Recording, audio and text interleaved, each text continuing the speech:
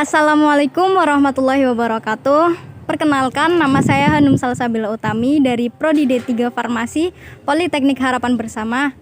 Di sini saya akan menerangkan bagaimana penggunaan obat antibiotik secara bijak kepada masyarakat. Nah, teman-teman, jadi di sini kita akan memberikan informasinya kepada masyarakat yang lagi ada di kafe Bento sekarang ini. Nah, di situ ada orang, jadi kita akan menanya-nanyakan dan ngobrol santai aja lah sama mereka. Oke.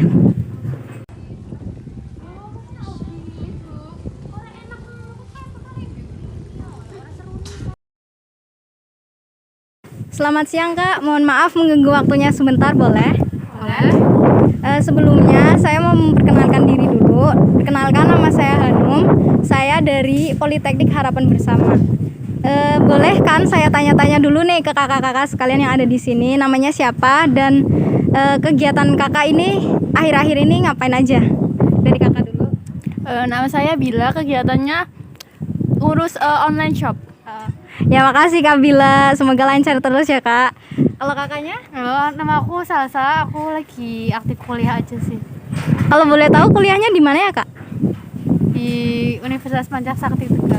Oh, berarti kita tetanggaan ya Kak. Kalau kakaknya sendiri? Nama saya Molina, akhir-akhir ini cuma jadi mahasiswa aja Kalau boleh tahu di mana Kak? di Mahasiswa. UPS. Oh, dekat ya sama Mbak ini, kakak ini. Sebelumnya ini saya mau bagi brosur dulu tentang penggunaan bijak antibiotik, obat antibiotik. Ini mohon maaf ya Kak, misi.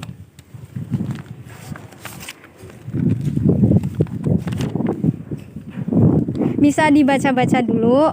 Nah, terus nanti kalau misalnya kakak ada yang mau ditanyain, silakan tanyain aja ke saya. Mohon maaf, saya boleh duduk di sini? Silakan. Ya, maaf ya Kak. Kakak sendiri pernah dengar nggak kata-kata antibiotik? Pernah. Dari kakak-kakaknya sendiri tahu nggak sih antibiotik itu apa? Kurang tahu sih. Kurang tahu. Yaudah, saya kasih tahu dulu ya Kak. Jadi antibiotik itu adalah obat untuk mematikan atau menghambat infeksi akibat adanya bakteri. Tapi antibiotik ini tidak bisa digunakan untuk menghilangkan virus ataupun jamur. Jadi beda ya, infeksi bakteri dan juga infeksi akibat jamur dan juga virus. Nah, lebih dari 50% masyarakat Indonesia dalam menggunakan obat antibiotik ini banyak yang salah dan tidak bijak. Karena penggunaannya itu sebenarnya banyak penyakit-penyakit yang tidak memerlukan antibiotik, tapi mereka malah memilih menggunakan antibiotik. Sebenarnya antibiotik itu sendiri juga harus dengan adanya resep dokter. Karena kan kalau misalnya nih kakak sendiri pakai obat antibiotik terlalu banyak. Nah, obat antibiotik itu kan menghambat virus bakteri kan? Menghambat infeksi akibat adanya bakteri. Nah, kalau misalnya digunakan secara terus-menerus, akhirnya bakteri juga akan terkena resistensi akibat adanya penggunaan antibiotik. Seperti itu.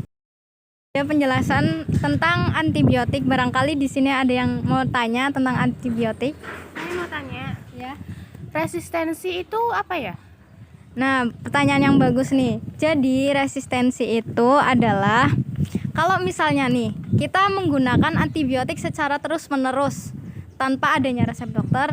Nah, nanti kan otomatis kayak bakteri yang ada dalam tubuh kita itu secara tidak langsung sudah tahu dong kelebihan bukan kelebihan sih, lebih tepatnya itu kayak kekuatan dari obat antibiotik itu sendiri. Jadi ketika kita tidak menggunakannya secara tepat, nanti bakteri itu bisa membuat dirinya itu imunnya itu lebih hebat lagi.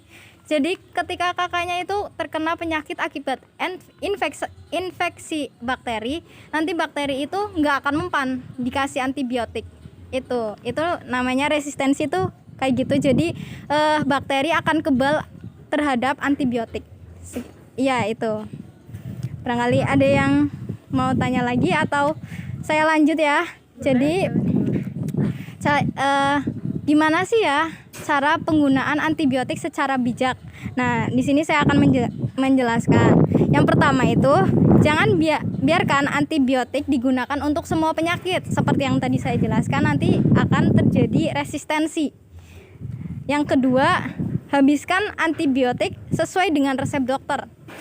Iya, itu juga salah satu penyebabnya juga seperti itu ya, tidak menggunakan resep dokter. Jadi bakteri akan menjadi lebih kuat karena penggunaannya itu tidak tepat. Nah, yang ketiga, jangan beli antibiotik sembarangan. Kenapa? Karena setiap penyakit yang diakibatkan oleh infeksi bakteri itu obatnya berbeda-beda, tidak sama. Nah, yang keempat, sebenarnya kita itu nggak perlu menyimpan antibiotik di dalam rumah. Karena ya seperti yang tadi saya jelaskan, sama sebenarnya alasannya. Terus juga stop penggunaan antibiotik untuk pertumbuhan hewan, karena nanti ketika kita menggunakan antibiotik kepada hewan, nanti akan mengalami residu antibiotik kepada hewan itu sendiri. Seperti itu. Ada yang ingin ditanyakan lagi dari kakak-kakaknya? Barangkali ada penjelasan saya yang kurang jelas menurut kalian. Aku kalau boleh tanya ya, yang dimaksud residu itu apa sih? Jadi saya jawab dulu ya. Jadi residu itu artinya endapan. Nah, kalau residu antibiotik itu merupakan zat antibiotika yang metabolitnya terkandung dalam daging, telur, dan susu, baik sebagai akibat langsung maupun tidak langsung dari penggunaan antibiotik. Seperti itu, Kak. Atau bisa kita lebih mudah dimengertinya itu kayak ada endapan yang ada dalam daging, telur maupun susu akibat penggunaan antibiotik. Seperti itu. Dari residu antibiotik itu apa? Untuk bahaya dari residu antibiotika bagi kesehatan manusia itu antara lain yaitu reaksi alergi, toksisitas, mempengaruhi flora usus, respon imun, dan resistensi terhadap mikroorganisme. Ya, sama sih sebenarnya, hampir sama itu. Pokoknya ada alergi, terus resistensi yang seperti tadi saya katakan, terus juga ada toksisitas, jadi ada bahaya racunnya di dalam residu antibiotik itu sendiri. Seperti itu. Nah, untuk lebih lanjut lagi, saya akan menerangkan tentang efek samping dari antibiotik. Nah, efek samping dari antibiotik itu antara lain gangguan pencernaan. Dari gangguan pencernaan itu sendiri, kita bisa merasakan seperti rasa mual, muntah, diare, dan juga kram pada perut. Untuk yang kedua, ada reaksi alergi, yaitu shock antifilaktik dan sindrom Stevens-Johnson. Nah, sindrom Stevens-Johnson itu seperti yang ada di TikTok kemarin pernah rame, kayak penyakit pada kulit seperti merah-merah, ruam-ruam merah pada kulit, tapi merahnya itu nggak wajar gitu loh. Jadi semua kulit itu terjadi gatal-gatal ruam-ruam merah. Nah, itu adalah sindrom Stevens-Johnson, penyakit sindrom Stevens-Johnson. Tiga, ada infeksi jamur. Contohnya itu kayak sari awan. Terus pada wanita juga ada seperti gatal-gatal dan perih pada bagian vagina wanita. Terus rasa anyang-anyangan, paham kan rasa anyang-anyangan? Nah, ya itu. Terus juga keputihan, nyeri saat berhubungan intim. Itu sih kalau dari infeksi jamur. Terus juga yang keempat, ada sensitivitas terhadap cahaya. Contoh dari obat antibiotik yang menimbulkan efek sensitivitas terhadap cahaya adalah tetrasiklin. Ya, terus yang kelima, ada perubahan warna gigi. Perubahan warna gigi itu juga ditimbulkan akibat penggunaan dari obat antibiotik tetrasiklin dan doksisiklin. Nah, yang terakhir efeknya yang tadi sudah saya jelaskan berkali-kali adalah efek dari penggunaan antibiotik, resistensi antibiotik. Seperti itu. Gimana kakak-kakak di sini jadi tahu kan apa itu obat antibiotik? Ya, tahu. Oh, makasih banget dari kakak-kakak sendiri udah menyempatkan waktunya buat ngobrol-ngobrol santai sama saya.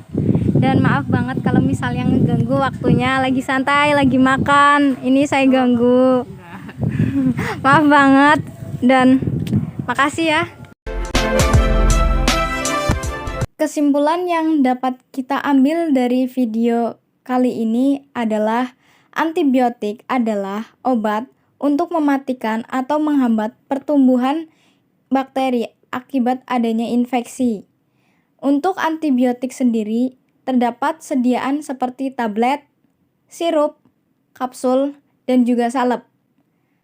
Lalu, untuk efek dari penggunaan antibiotik yang terlalu berlebihan adalah resistensi antibiotik. Nah, untuk resistensi itu sendiri adalah tidak terhambatnya pertumbuhan bakteri ketika kita beri obat antibiotik. Jadi, bakteri itu mengalami kekebalan ketika kita berikan obat antibiotik. Seperti itu. Terima kasih.